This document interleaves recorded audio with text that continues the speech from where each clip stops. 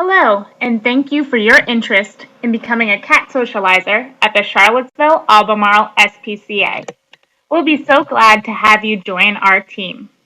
This video will introduce you to the basic procedures for socializing cats at our shelter, as well as instruct you on ways to read cat body language.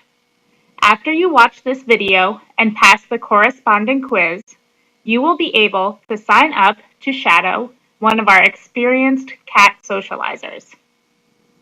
This video contains a lot of information. If you ever have questions or need retraining, even after your shadow, please don't hesitate to ask.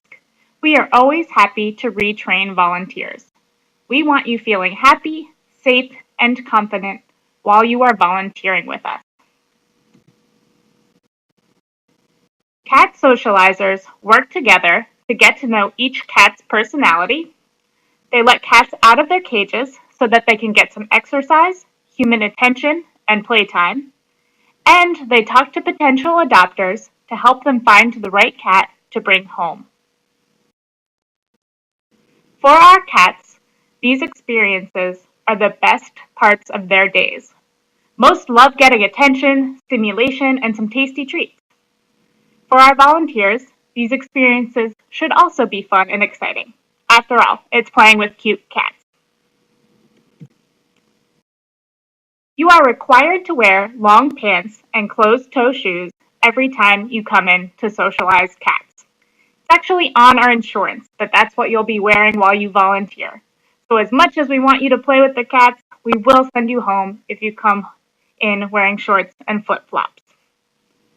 You may also want to bring a water bottle with you. We have water and paper cups available for you, but many volunteers like to have their own bottles. So let's talk about shelter cats. It's important to know that a shelter environment is not the same as a home environment. Because the cats spend a lot of their time in cages, surrounded by other cats, they may express some frustration, stress, or confusion. As you walk through the rows, you may notice some cats who prefer to stay in their cages and don't want to interact with humans. You may also interact with some cats who swat at nearby humans. These behaviors are often shelter-specific and may disappear once they find the right home. We want you to know this information for two reasons. First, so that you do not behave towards shelter cats who you don't know well the same way that you would behave towards your cats at home. These cats are living in a stressful environment, so you should use extra care when working with them. But don't worry, this video and your shadow with an experienced volunteer will teach you to identify cat emotions based on their body language, as well as appropriate responses so that you and the cats will be happy and safe together. Second, we want you to know that shelter behavior is often different than home behavior so that you can imagine happier, more relaxed futures for the cats you work with. As a cat socializer volunteer, your goal is to nurture cats so that they are at ease with being handled and petted by visitors. This socialization helps cats become more attractive to potential adopters. We want the cats to associate humans with positive things, to get as much exercise as possible, and to spend time with other cats, depending on their preferences. Your second goal as a cat socializer is to serve as an adoption counselor. One reason it's important to create an especially welcoming environment for potential adopters at the shelter is because many people don't think of the shelter as the top way to find a cat. As you can see in this bar, and it's the light gray color that you're looking at, most people find their cats as strays. Second up is finding cats from a relative or a friend, and then only third is adoption from a shelter. We know that we have lots of great cats in our shelter who are looking to find homes, and so we think adoption is the best option. But because we know other people don't know this yet, we need to convince them by making adoption fun and welcoming. As an adoption counselor, you want to create a welcoming environment. Even if visitors aren't interested in adopting today, we want them to think of us as the best source for finding awesome cats. You should greet visitors when they enter the cat rows, ask them if they are looking to adopt or just visiting, and introduce them to some cats. Creating a welcoming environment means framing the cats in a positive light. Sometimes you will need to disclose negative characteristics to visitors, like spraying or swatting. But even when you do that, you'll want to remind visitors that these traits may be shelter specific. The sandwich method, positive, negative, positive, is also always a good idea. In the Files section on the home page of your Better Impact portal, you'll find more resources for creating an adopter's welcome environment. During your shadow, an experienced cat socializer will introduce you to some cats and show you how to tell which cats can go out together. We keep notes on the cats to help volunteers with socialization and adoption counseling. You'll find these notes in binders as well as on a whiteboard, and the experienced volunteer will point all of these things out to you. The information in the binders and the whiteboard is really helpful, but you'll also want to know how to read each cat's body language in order to know how they are feeling in that moment so that you can respond appropriately. Now we'll talk about some basic measures for looking at cat body language. But in the Files section on the home page of your Better Impact portal, you'll also find a resource labeled Cat Body Language that details many more traits that you can look out for.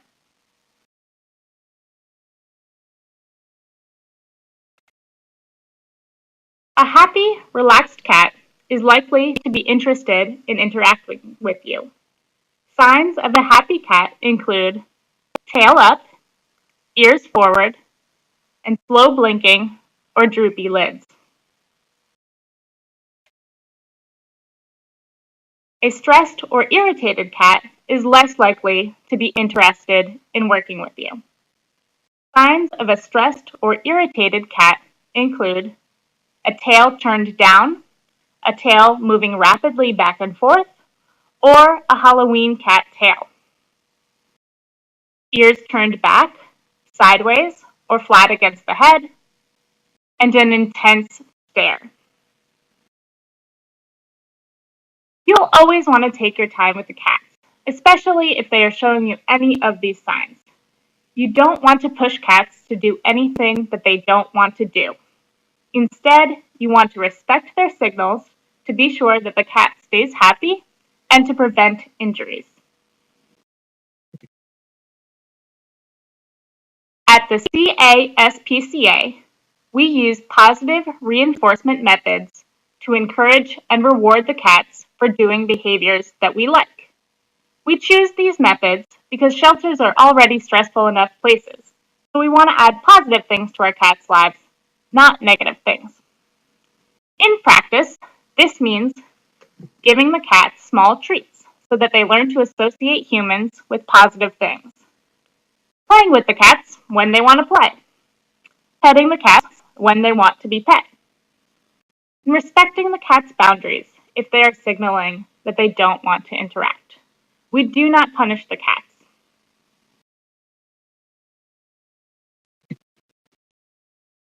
It is important that you learn how to pick up a cat the correct way. To pick up a cat, you put one hand on the cat's chest, just behind the front legs, and then you use your other hand to support the cat's back legs by cradling the rear end to create a kind of seat. This way, the cat feels totally supported and comfortable with you.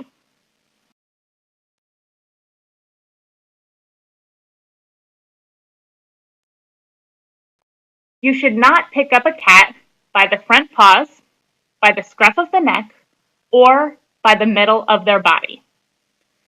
These will make the cat feel uncomfortable and may even cause injury.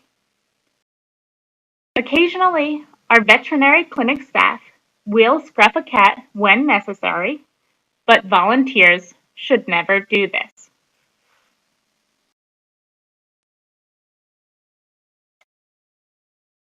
Cat fights are rare, but just in case they happen, we want you to know how to respond appropriately. You do not want to get in between the two cats with your body, and you do not want to pick up a cat who is fighting with another cat. These actions may result in a cat biting you, and we definitely do not want that to happen.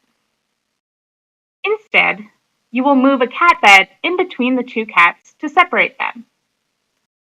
And if that doesn't work, you'll spray a small amount of water at the cats to break them up. You should only use the spray bottles in emergency situations. Water should not be used to punish the cats in any other situation.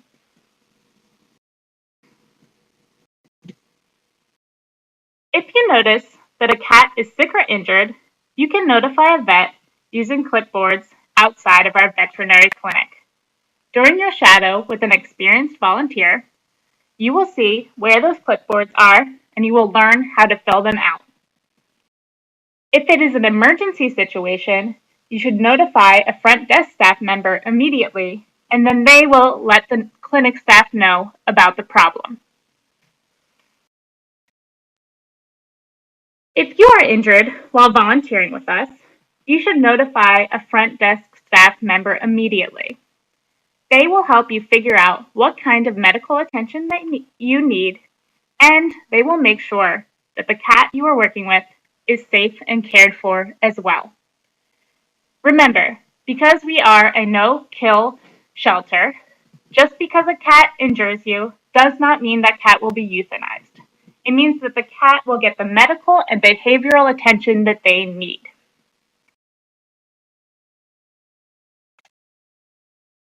You will now be able to take a quiz based on what you learned in this video. After you pass the quiz, you will be able to sign up to shadow one of our experienced volunteers. You will see that you have the ability to shadow a few different people.